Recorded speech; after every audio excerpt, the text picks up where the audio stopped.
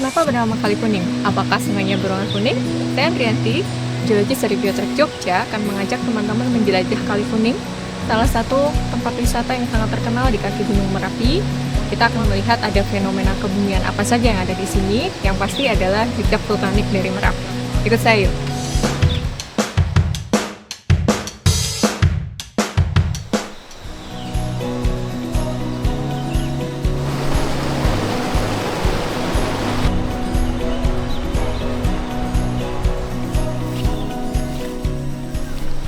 Jadi kalau teman-teman melihat Merapi dari arah selatan, bekas-bekas kawah dari Gunung Merapi tua itu kita bisa lihat di Turgo, Pelawangan, dan juga Gunung Bibi.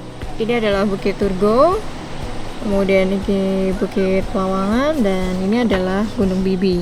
Nah, yang kita lihat di sini adalah Merapi Muda. Ini kalau kita perhatikan sebenarnya kelihatan lingkaran dari kawah Merapi tua.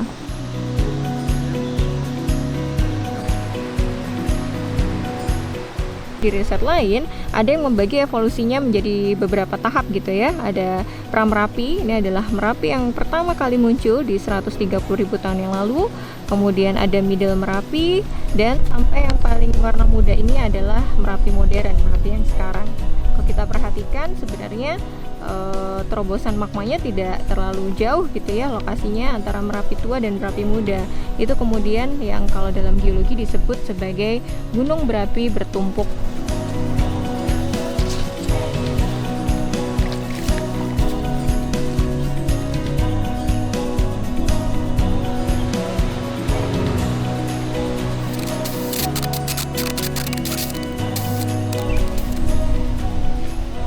Sampai di salah satu sumber air atau mata air namanya Umbul Wadon di kaki Gunung Merapi. Dulu mungkin debitnya masih besar gitu ya, tapi lama-kelamaan debitnya semakin kecil. Nah, ini di zaman Belanda dibikin sebuah bangunan yang dia digunakan untuk melindungi mata airnya. Kita mau lihat lebih dekat, sebenarnya kita bisa melihat rembesan-rembesan air yang menjadi sumber mata air.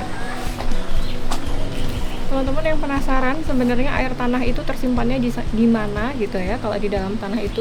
Nah, di sini kita bisa melihat rembesan-rembesan air yang keluar dari celah-celah antar batuan. Tapi ini ketutup sama tanaman ya, jadi tidak terlalu terlihat. Jadi air di dalam tanah itu dia tersimpannya di ruang antar butir.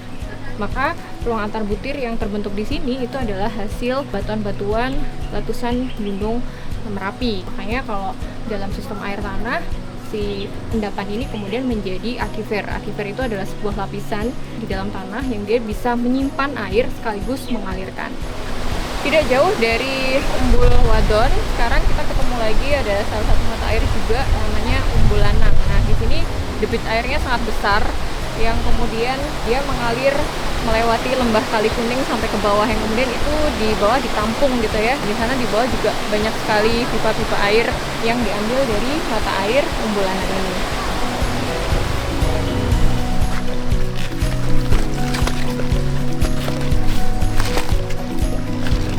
Oh, kayaknya ini deh yang dimaksud dengan Kali Kuning. Karena di sini kita nemu kayak rembesan kecil gitu, terus dia airnya berwarna kuning. Kita cek dulu.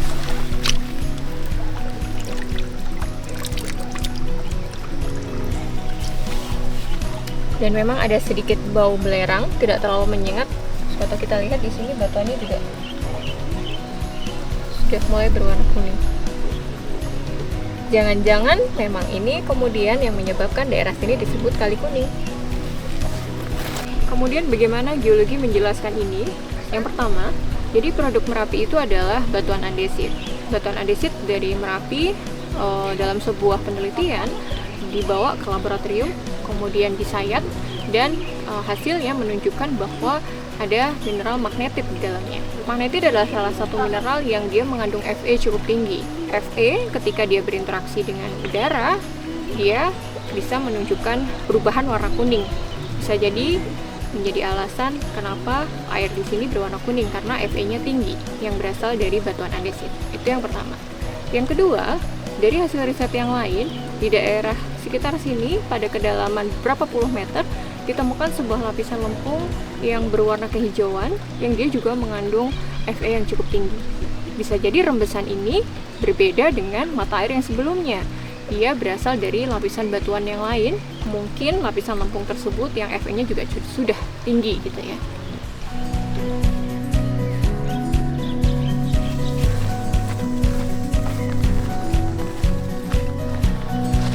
Jadi teman-teman, kita mau menuju ke ujung lembah Kali Kuning, dan dari tadi tuh kita susur lembah. Nah, saya mau cerita kenapa sih kalau di gunung itu selalu ada bentukan lembah gitu ya. Bayangkan bahwa gunung api itu kan terbentuk karena adanya magma naik ke atas permukaan kemudian membentuk gunung api. Kalau dalam hal ini berarti dia kerucut. Tapi kan gunung itu tidak homogen. Dia tersusun dari begitu banyak produk gunung api. Ya pasir, ya blok-blok batuan, ya abu, dan segala macam gitu ya yang menyusunnya. Kemudian karena adanya air hujan, gunung itu tererosi gitu ya. Akhirnya proses erosi inilah yang membentuk lembah-lembah di kaki-kaki gunung. Kira-kira begitu. Kita nemu batuan yang cukup menarik sih. Kalau dari jenis batuannya, ini sebenarnya masih andesit gitu ya, tapi yang di sini yang menarik adalah kita bisa melihat struktur aliran di sini.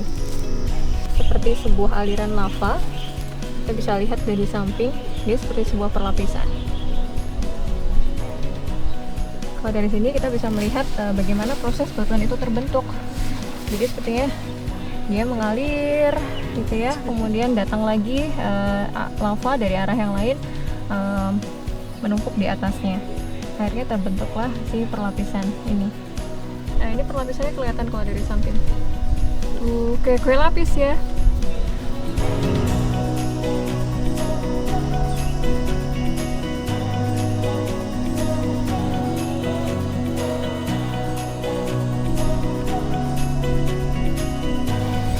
Teman-teman, kita udah mulai mendekati ujung dari lembah Kali Kuning. Terus kita ketemu blok-blok batu besar banget. Ini adalah blok-blok batu pertama dari runtuhan aliran lava yang akan kita lihat di ujung sana. Yang kedua juga dari hasil runtuhan kawah Merapi saat dia erupsi.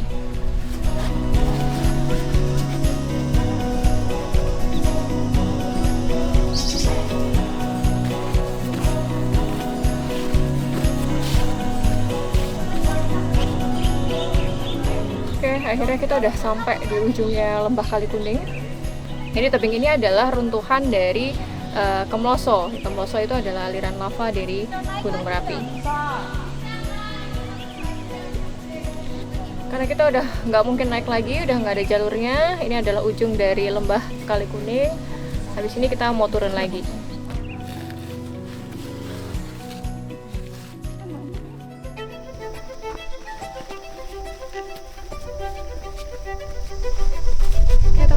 Adalah akhir dari jalan-jalan kita di lembah Kali Kuning.